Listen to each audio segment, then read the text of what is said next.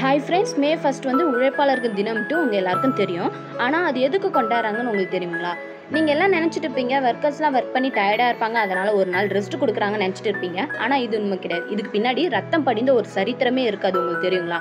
18ஆம் நூற்றாண்டு industrial revolution வந்ததுனால மக்களுக்கு வேலை எல்லாம் போயிடுச்சு. அதனால அவங்க இருந்த இடத்துலேருந்து வேற இடத்துக்கு இடம்பெயர்ந்து போயிட்டு இருக்காங்க. அங்கே போனால் அவங்களுக்கு 16லேருந்து 18 மணி நேரம் ஒர்க் கொடுத்துட்டு இருக்காங்க. ஆனால் அதுக்கேற்ற சம்பளமும் அதுக்கேற்ற மாரி சாப்பாடும் அங்கே எதுவுமே அவங்க கொடுக்கல. அதனால மக்கள்லாம் என்ன பண்ணாங்க, கேட்க ஆரம்பிச்சிருக்காங்க. இந்த மாதிரி நாங்கள் இவ்வளோ நேரம் வேலை செய்கிறோம், எங்களுக்கு அதுக்கேற்ற மாரி எதுவுமே நீங்கள் தர மாட்டீங்கன்னு கேட்டிருக்காங்க. ஆனால் அவங்களோட முதலாளிகள் எதுவுமே சொல்லலை, எதுவும் ரெஸ்பான்ஸ் பண்ணலை. அவங்களோட ரத்தத்தை மட்டுமே உறிஞ்சி அவங்களோட தேவையெல்லாம் பூர்த்தி பண்ணிட்டு இருந்திருக்காங்க.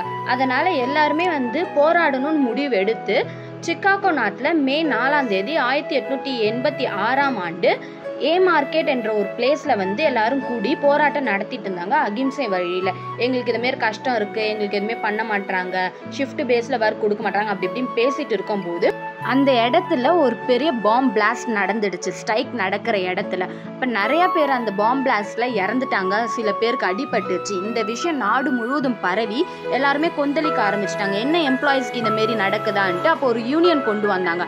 அந்த யூனியனால் கொஞ்சம் கொஞ்சமாக எம்ப்ளாயிஸுக்கு கிடைக்க வேண்டியது கொஞ்சம் கொஞ்சமாக கிடைக்க ஆரம்பிச்சு. அந்த டேவை தான் நம்ம இப்போ எம்ப்ளாயிஸ் டேவாக கொண்டாடிருக்கோம், ஒர்க்கர் டேவாக கொண்டாடிருக்கோம். ஏ மார்க்கெட் அஃபேர்னு சொல்லுவாங்க. அந்த டே தான் இன்றைக்கி மே 1 கொண்டாடிருக்கோம்.